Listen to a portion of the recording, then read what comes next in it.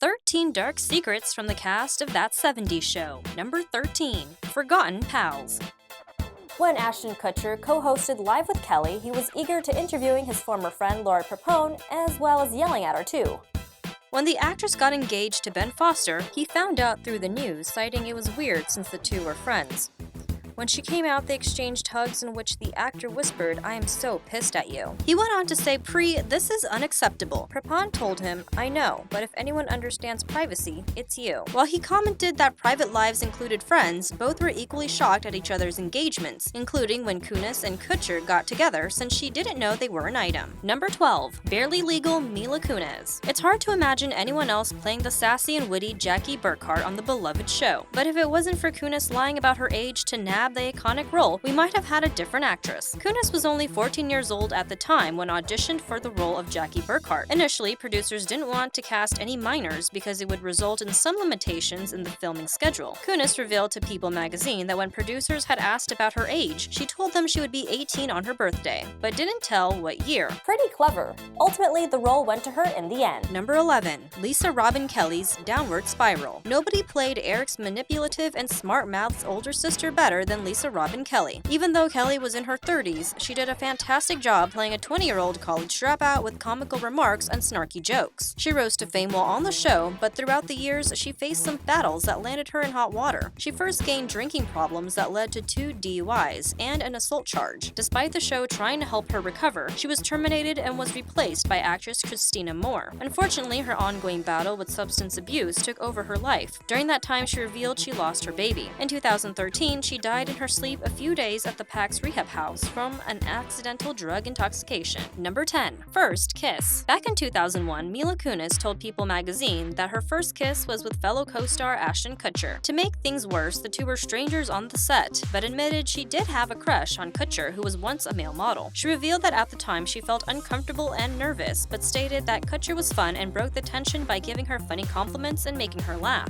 However, Kutcher was also nervous and responded back in 2001 that he had no idea he was her first kiss. He admitted that he had butterflies as well. Practice does make perfect, since the pair would go on to make plenty of more on-screen kisses. Number 9. The Circle. The Circle is one of the most memorable elements of the show. The characters usually make the dumbest decisions during the circle, sing random songs, discuss random stuff, and laugh a ton. While it is not implied, most people can usually guess what the circle is all about. In fact, the cast and producers spent lots of time figuring out how to portray the characters' use of smoking marijuana, not in a pro way to entice viewers, but to have a sense of realism for the set show. The rotating camera shots set inside the foreman's basement shows this and the effect of the puff and pass, with each character inhaling a joint and passing it on to the next person. But they never show anyone actually doing any of those things to get it around being censored. Number 8. Eric's buddy Frank. Some of you fans might have remembered Frank, the arrogant jerk who used to work at the Hub. He was shown to be Eric's friend and likes to give customers a hard time. Actor and comedian Mitch Hedberg was far from the character he played on TV. Known for his one-line jokes and colorful personality, he gained a cult following. However, the actor struggled with drugs, and on March 30th, 2005, he was found lifeless in his hotel room. Since his death was announced the next day on April 1st, many people assumed this was a joke. Many believed his death could have been prevented since there were ominous warning signs. Years before his death, in an interview with Penthouse, he was asked if he could choose, how would he like to die?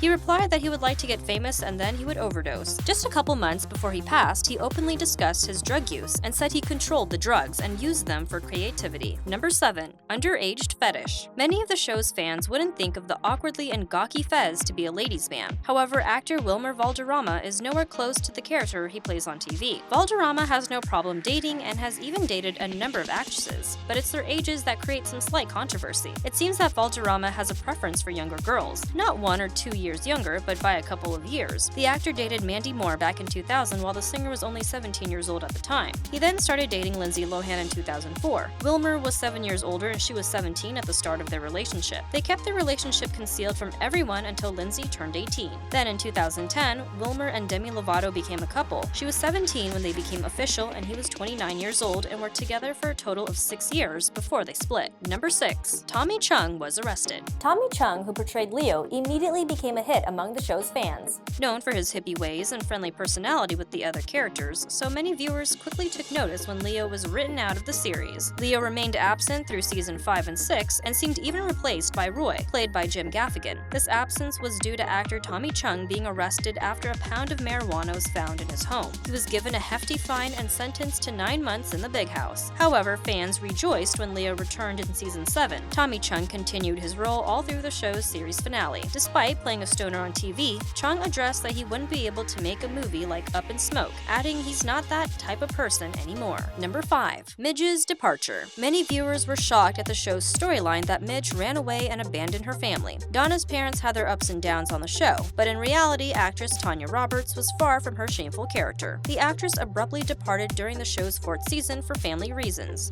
True Hollywood Story stated her husband, Barry Roberts, was battling a terminal illness. The couple had been together for more than 25 years and wanted to be there for him and help take care of him. Understandable, but couldn't they have cut Midge's character out in a more lighthearted way? Roberts sadly passed away in 2006. Number 4. Mila Kunis and Ashton Kutcher hated each other. Even though Kunis and Kutcher are happily married, giving that 70's show's fans a happy ending, it wasn't always that way. In fact, while filming for the show, the two did not see eye to eye. They were far from friends and could not stand working with each other. But it wasn't until after Kutcher and Demi Moore divorced that Kunis came forward to repair broken ties. Kunis saw that her former co-star was struggling and decided to reach out to him. They eventually created a friendship, which ultimately sparked into a romance. A close source to the couple reports the change from their younger years to now is incredible, citing they are a match made in heaven and no one back then could have predicted their future relationship. Number 3. Whatever happened to Donna's younger sister? Some of you might not remember, but in season 1 of That 70's Show, we were introduced to Tina, Donna's younger sister. She only appeared once in the episode Eric's Burger Job, where she was flirting with Fez. She was briefly mentioned again in the episode Van Stock. However, after that, she mysteriously disappeared from the show and was never mentioned again. Producers poked fun at her disappearance at the end of the episode when an announcer for the show asked whatever happened to Midge's daughter Tina. It was from then on that Donna remained an only child. A slew of ridiculous theories started coming out as possible explanations since the writers didn't seem to care to explain why they wrote her out. In addition, actress Amanda Fuller didn't address it either. Number 2. Head-to-head. Topher Grace, the face of That 70's Show, was widely perceived to be the actor who would break into a movie star. So it was no surprise that Grace was the first main character to announce his departure during the show's final season. But Ashton Kutcher also announced his leave from the show to pursue other interests. But who could have predicted these two would go head-to-head at the box office? Back in 2004, Grace appeared in Win a Date with Tad Hamilton, while his co-star Kutcher landed the lead role in The Butterfly Effect. Both movies actually opened against one another since they premiered together. The race to be number 1 was evident. The Butterfly Effect won an award at the Brussels International Film Festival and was nominated for a Saturn Award, while Win a Date with Tad Hamilton received mixed reviews and was considered a box office bomb, although it did manage to come in 3rd at the North American box office. Number 1. Danny Masterson, Scientology Scandal. As of March 2017, Danny Masterson, who portrayed Hyde, is currently facing sexual assault charges that involve 3 women. But did you know these shocking allegations date all the way into the early 2000s before the show ended? The alleged victims, who are also practicing Scientologists, claim they were coerced by the church not to go to the police. The first woman claimed that she and the actor were in a relationship for 6 years, and the first incident occurred in December 2001 when she was unconscious. The second woman claimed Masterson assaulted her in 2003, and a third woman has also filed a police report, although not much information is known about her case. Masterson denies any allegations and is currently being investigated by authorities.